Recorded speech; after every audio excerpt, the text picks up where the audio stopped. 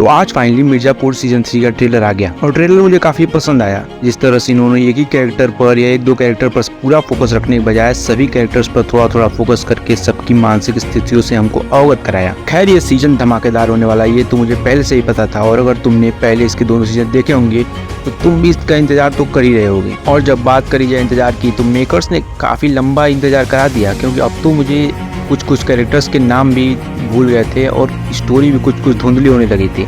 ऐसे मैंने इमीडिएटली बहुत सारे रिकैप्स, बहुत सारे अमेजोन के चैनल पे जो वीडियोस पड़े हुए उनको देखा और उसके बाद जाके धीरे धीरे कुछ नेम रिट्रीव हुए और फिर जाके उस स्थिति में पहुंचा। और उसके बाद से वो सारा एक्सपीरियंस फिर से उसी तरह से सामने आ गया।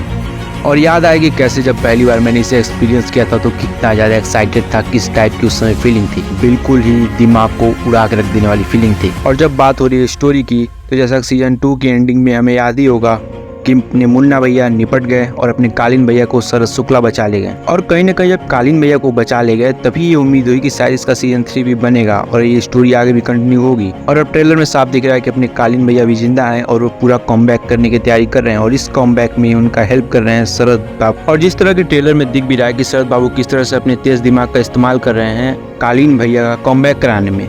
पर बात हमें ये भी नहीं भूलनी चाहिए कि शरद बाबू को भी कुर्सी का ही लालच है और वो कुर्सी है मिर्जापुर की, और उसके बाद अपने बाप का बदला भी लेना है गुड्डू भैया से। तो ऐसे में कहीं ना कहीं वो कालीन भैया का इस्तेमाल कर रहे हैं सीढ़ी की तरह उस गद्दी पर पहुंचने के लिए। पर बात ये भी है कि कालीन भैया भी इतने कोई कम खिलाड़ी नहीं है कि इतनी आसानी की बातों में आ जाएंगे। तो ऐसे में क्या होगा ये तो सीरीज में देखेंगे। पर फिर भी बात की जाए अगर सीरीज की सबसे बड़ी मिस्ट्री की तो वो तो हमेशा यही रहेगी कि आखिर मीना जी का बच्चा है किसका। खैर ट्रेलर बवाल था और ये पूरी तरह से पता चल रहा है कि स्टोरी इस बार और भी ज़्यादा ट्विस्टेड, वायलेंट और एक्साइटिंग होने वाली है। बाकी तो हमारे ठरक को भी सेटिस्फाई करने का पूरा इंतजाम है इनके पास। और यार सोचने वाली बात है कि जहां इसी साल हमारे देश में सबसे बड़ा चुनाव हुआ, सबसे इम्पोर्टेंट चुनाव हुआ, उसी तरह आजकल सभी सीरीज में देखो पॉलिटिक्स की बातें चल रही हैं। चाहे वो बात हो पंचायत की, उसके बाद अपनी दी बॉयज, उसमें तो अलग लेवल की पॉलिटिक्स चल रही है। और उसके बाद अब मिर्जापुर में वही देखने को मिलेगा, इसकी पूरी उम्मीद है। बाकी दी बॉयज का आज ही एपिसोड 4 भी आया सीजन 4 का, तो उसके बारे में बात की है मैंने एक वीडियो में, बस उसे अपलोड नहीं करा है। अब इसके बाद उसको भी अपलोड कर दूँ